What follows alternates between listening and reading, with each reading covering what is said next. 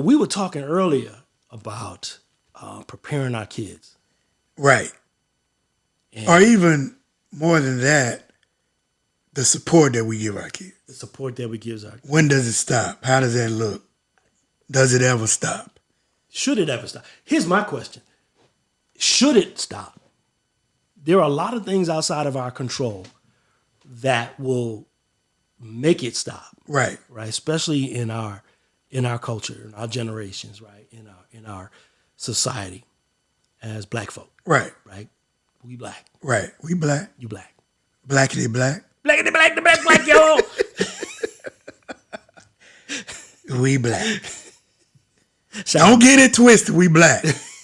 I know I'm a little light-skinned, But he black. but I'm black. That there are things that are going to force us, Right. right, to at some point stop it. A friend of mine mentioned to me how their mom doesn't have the ability to support them. Right, dad is not in their life. Young person. Right. Right, Gen Zer. Yeah. Right, millennial Gen Zer. Yeah. And while he's trying to pursue his dreams, he's also has the burden of helping support his family. And his mom works, Right. right? She doesn't make a whole lot, Yeah. right? She works, but she Right. works. But her thinking is, you the man of the house now, Right. right? I make what I make to take care of me and your siblings, Right. right? You want to go to school? That's on you. You want to get a car? That's on you. You want to start a business? That's on you.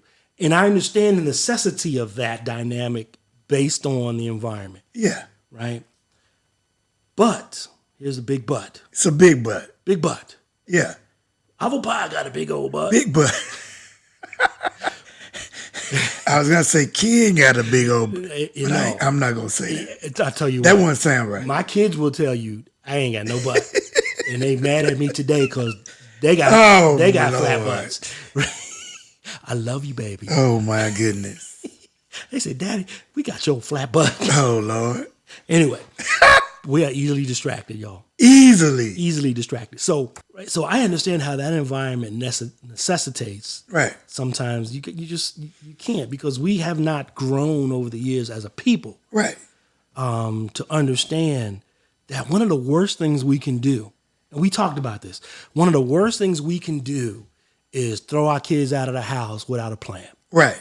Right. Right? You getting out of college, we cutting you off. Now I know I made a big mistake, and I will give my apology before thousands of listeners that we have. Right. Right.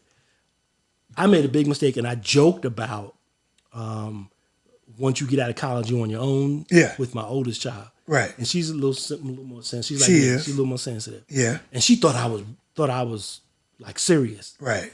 Right? But no, I wasn't. But one of the things that we do the worst at is preparing. It's my opinion, right? Don't hate me. But one of the things we do the worst at is preparing our kids to leave the nest. Right. We have this thinking because we had to do it. Yeah. Get out. Right. I done paid for your college. Right. I done, even at college, I done paid for your living. I fed you for the last 20 years, 19 years. It's time for you to go out there and live it. Right. Right. And here's my thinking on that. I think it is a cultural thing. I think black people, somewhere along the line, I don't know where it came from, we think that our kids are just supposed to figure it out, make it happen. You get to a certain point, you're on your own. Yeah. Yeah. Not knowing most people don't really parent that way. Because I think if you do a good enough job parenting, you won't have to stop the support. The kid will stop accepting the support. So they will reach a point where they will feel, Dad, I don't need that anymore. It's okay, it's fine. But I don't know, a lot of us, we view helping our kids as a sign of weakness or something like that. I don't know. Is it that a lot of us do it that way in terms of helping, like you mentioned, in terms of helping our kids a lot? Or I don't know. I don't think a lot of us do it that way. I think a lot of us do it like you just the opposite way. the opposite way. They kicked the kids out of the nest because we didn't have it growing up, right? I talked in one of the episodes about when I went to learn how to swim, Right. as a youngster, right? Right. The infamous have we put our kids in the pool of life without floaties episode, right? Right. And Derek Rogers was part of that. Right. Shout out to D. Big D. And so I'm thinking a lot of us had to have grown up that way. And so then we impart that upon our kids. Right. And our kids are growing up in a totally different generation. I just think Right. about something as simple as this. When I grew up, when I was born, Right. the internet did not exist from a consumer standpoint. It existed for a long time from a governmental standpoint. Okay, please don't put a hit out on me. Whoever's listening. Microphone check. Greg. Turn your GPS off. Turn your phones off, y'all, because they listening. Toss it. There was no consumable internet, No. right? We had to go down. If we wanted to research something, we had to go down to the library and learn the Dewey Decimal System. Or you pulled out that encyclopedia The Encyclopedia Britannica. that didn't update, but like what? Remember that? Once how many years did they update Oh my it? God, we had stained. Dude, you know we was working with outdated information My sister, for years. she's 7 years older than me, right? And I used the same encyclopedia. It had coffee stains in them. Right. Pages were stuck together, right? It had gotten wet at one point. Right. It's like, what? We were using outdated information. Today, For you years. can't go 3 months without your information being updated. 3 minutes. Right? So they can send you some more ads. But anyway, we're off on another team. Yeah. So we had to grow up that way. Right. And I think one of the hardest challenges for us is to understand and accept. I think acceptance is a huge part. Accept the fact that our kids are not us, Right. right? And we can't. Wow, here's something I'm going to drop right now that's going to tick some folks off. Uh-oh. Okay, we can't hold our children responsible for us not fulfilling our dreams. No, we can't. But we do.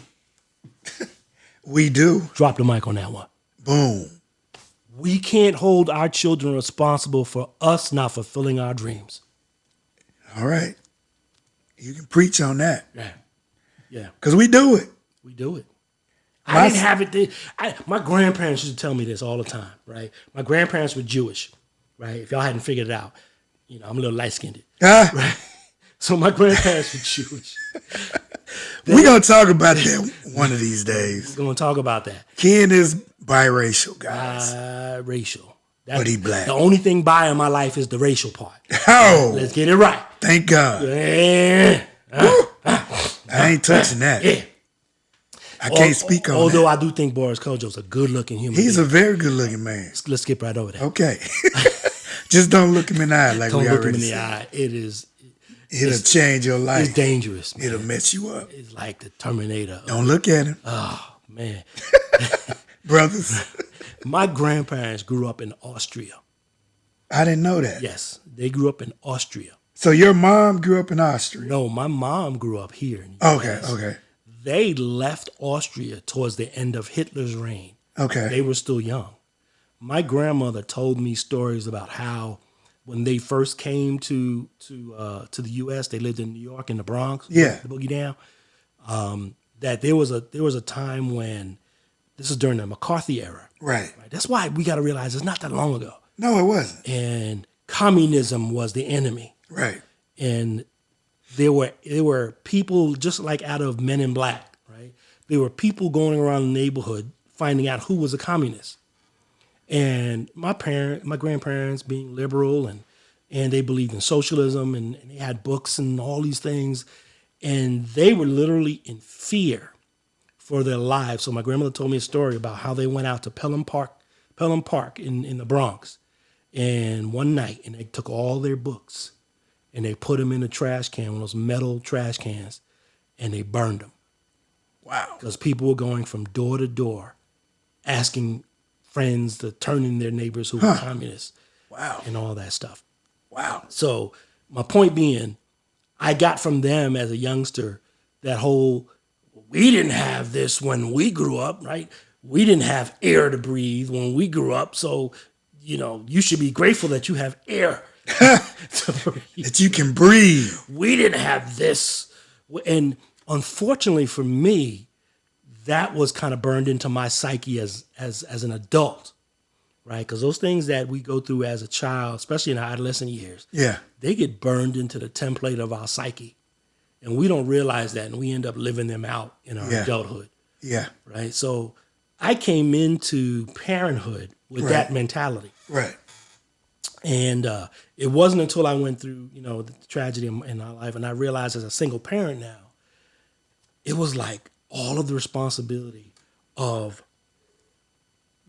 their lives and how they live their lives is on me, right? Am I more concerned with what I didn't have, or am I focused on what I believe they should have? Right. Yeah. And I get that. Yeah. And our parents, my mom, single parent, she did what she knew how to do. She gave me what she could give me. She never withheld anything from me. And that's kind of the way I went into when I became a father. If my sons ask me for something within reason, and I have it, I'm going to give it to them. Now, that's caused some problems every now and then with me and my wife. She's a little different. She thinks they should fend on their own a little more. But my thing is, if I can help them, why would I not help them? Right. What value do they get from a struggle that could be avoided? And I know that might sound to some people like I'm spoiling them. I don't think so. Because number one, they don't, and it depends on what your kids ask for. Right. I'm not saying, oh, Dad, I want the new Jordans. No. Dad, I want a Maserati. No, I'm not saying that. I'm talking about basic needs. Right. Food. Dad, I need $20. I'm hungry. I'm gonna give him $40. So I think it's you're absolutely right. We grew up different. Our parents didn't have much. Yeah. The homes we grew up in were nothing like the homes our kids have grown up in. And I don't blame them if they don't want to leave. It's comfortable. You know what? I encourage children and I encourage parents, don't make your kids leave until they're ready. Right. Now, there comes a point when you have to say, this is what our plan was. Right. And the key is our plan, right? You can't just pop up one day and say, okay, you got to get out. It's time for you to go. Friday, you out. Right, yeah. You need to figure something out. No. You've been sitting. No, you have a plan. Right. You figure things out. Right. Right. So I'll tell you, this is just my craziness. Yeah, right? yeah. So I'll tell you what I told you a little while ago about the auto insurance. Right. Right. I knew what it was like coming out of college. And I mean, literally, after I took off my cap and gown, everything was on me. Right. Finding a place to live. Right. Getting a car. Right. Paying insurance. Right. Telephone.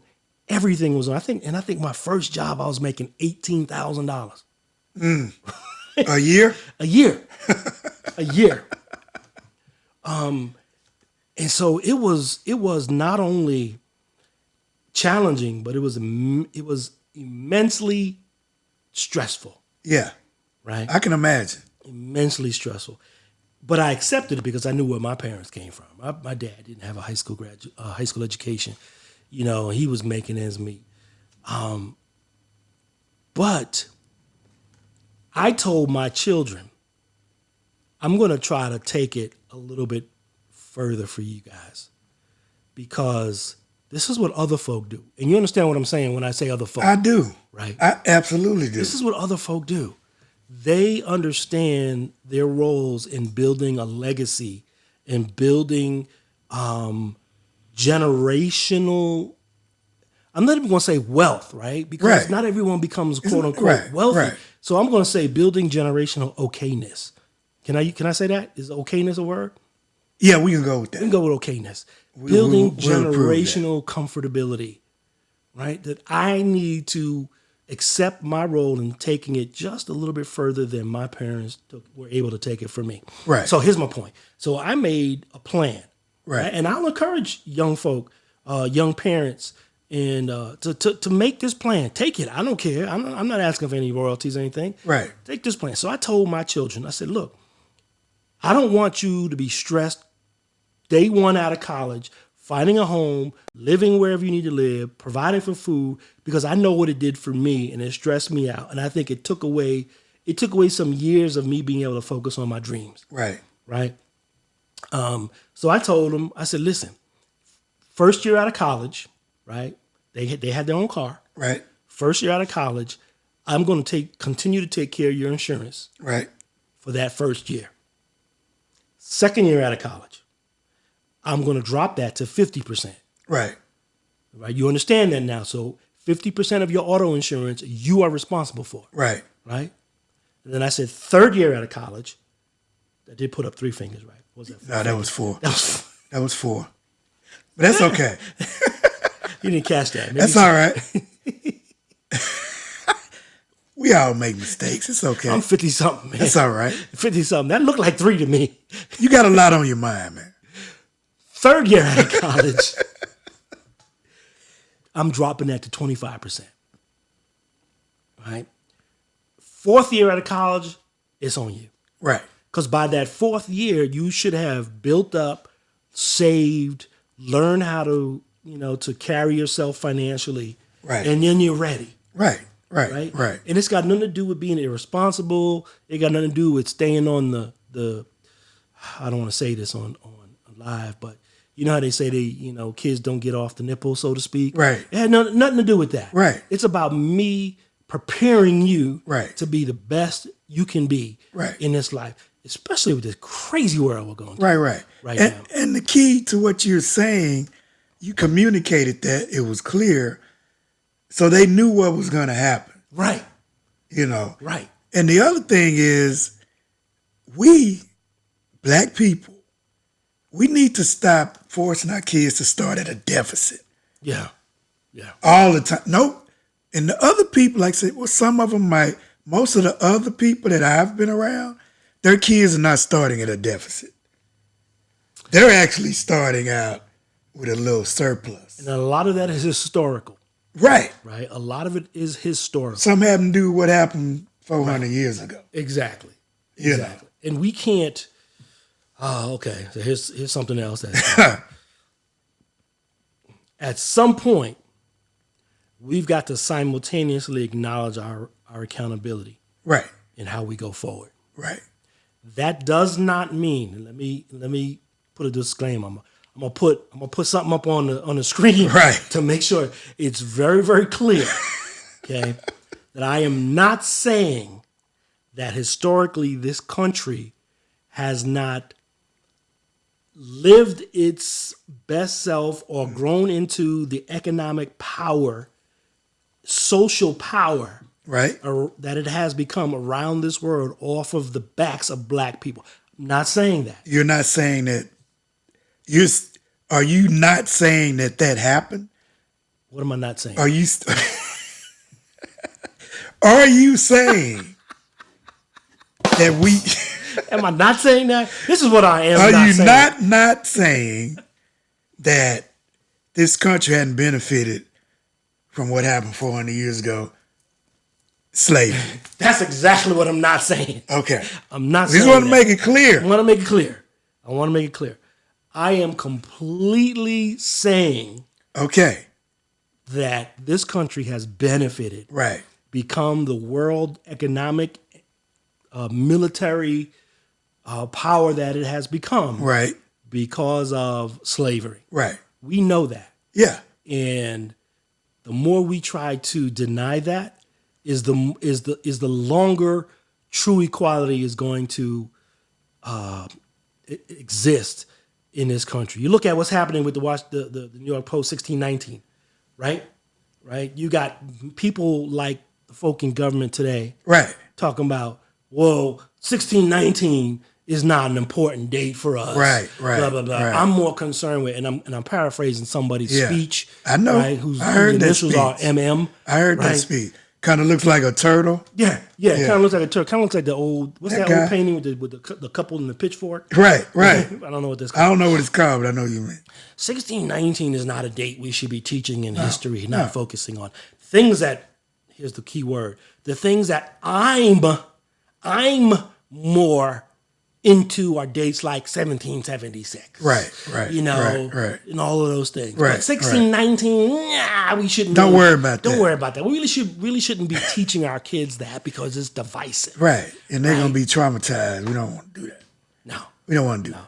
This country was built off of its control and its promotion of slavery. And those policies, if you want to call it that, are still weaved into everything this country does today. Everything this country You know? does today. So, anyway, Everything. We talked about it with Kevin Walker. We did. Cultural strategist, right? The thing that's creating all of the dissension today is not the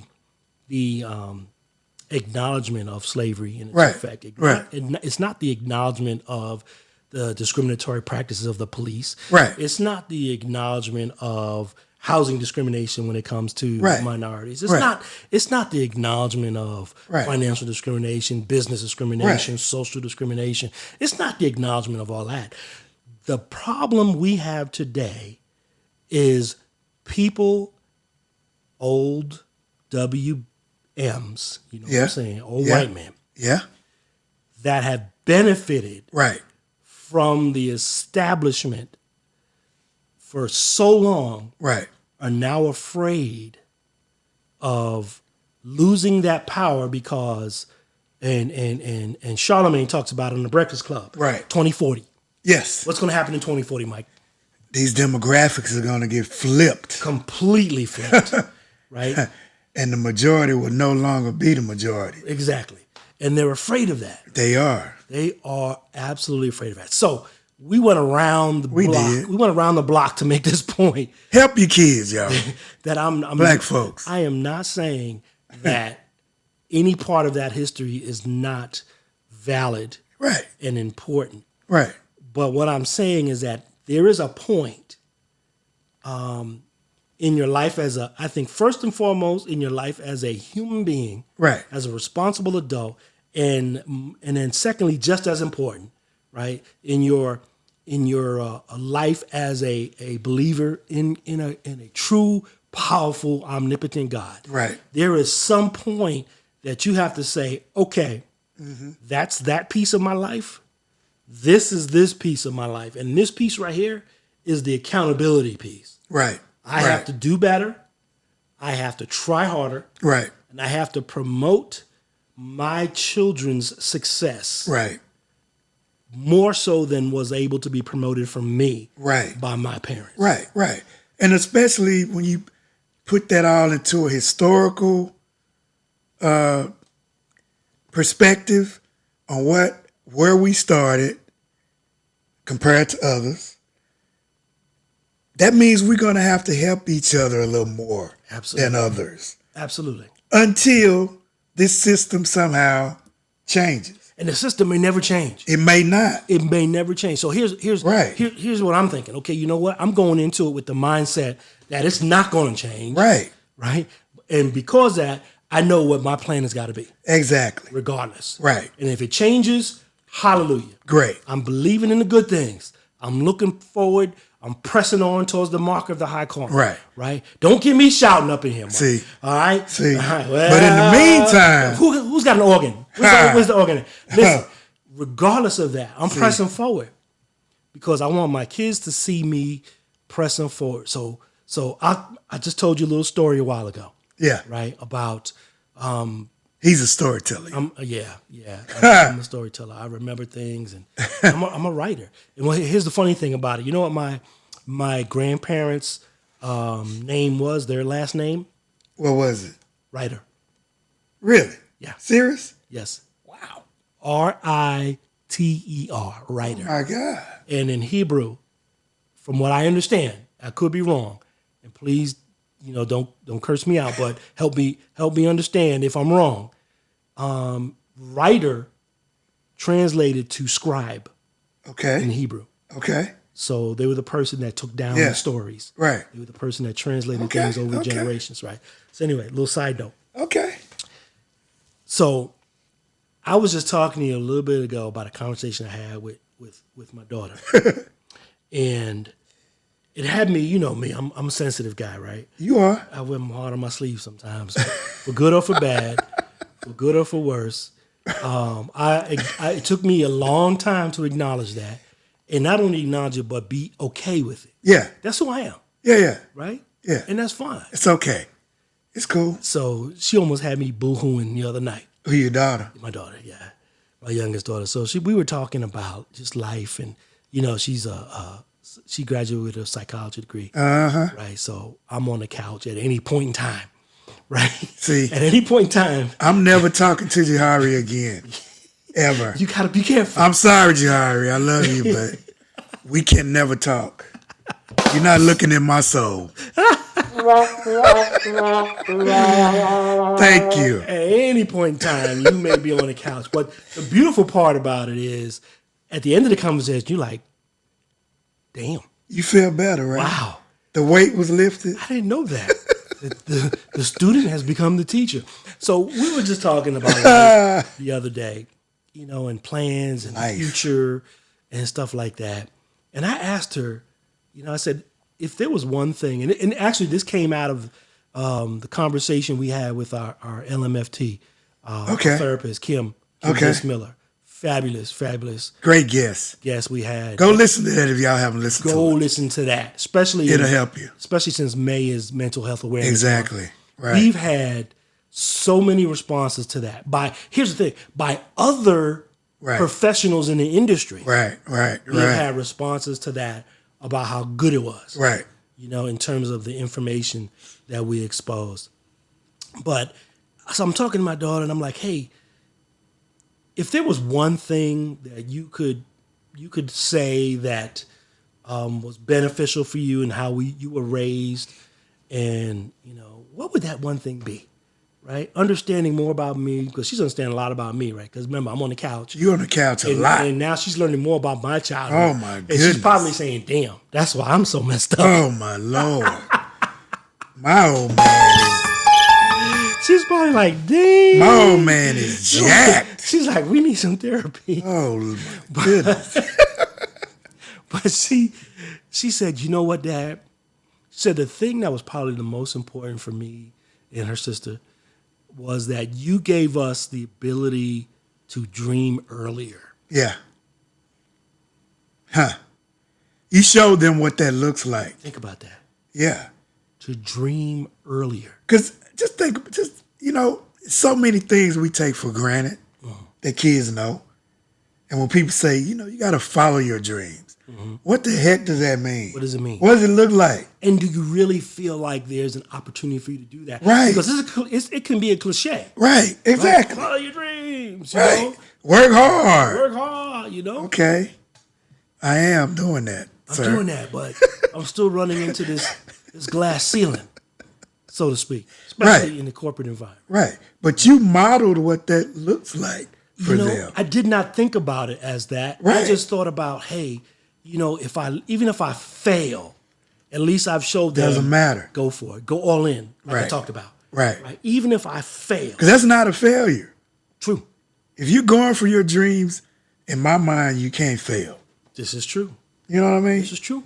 And we were talking about this earlier. We do a lot of talking. So we are from the parenting when we don't even realize it. Yeah.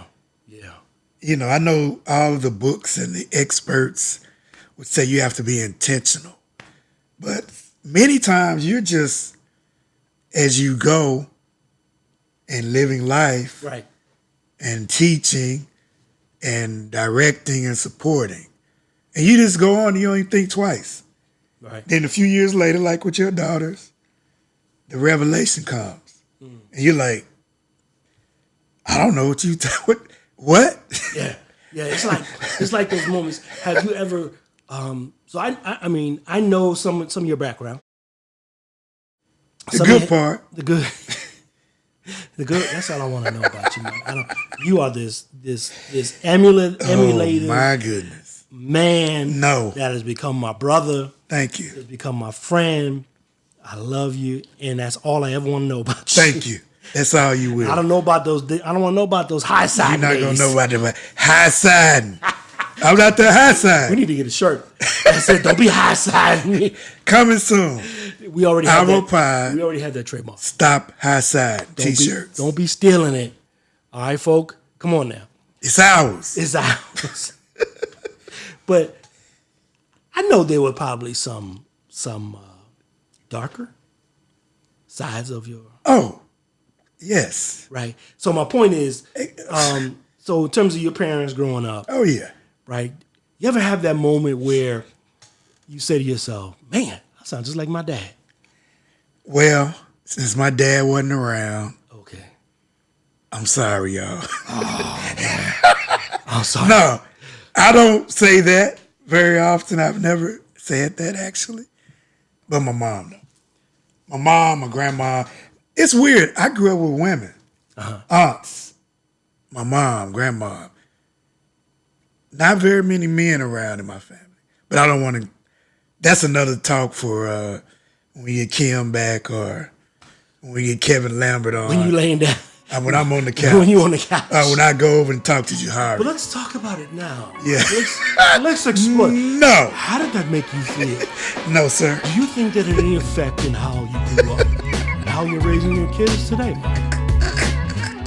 Okay. Let's move on. I'll be calling you, Jahari. Do you work via Zoom?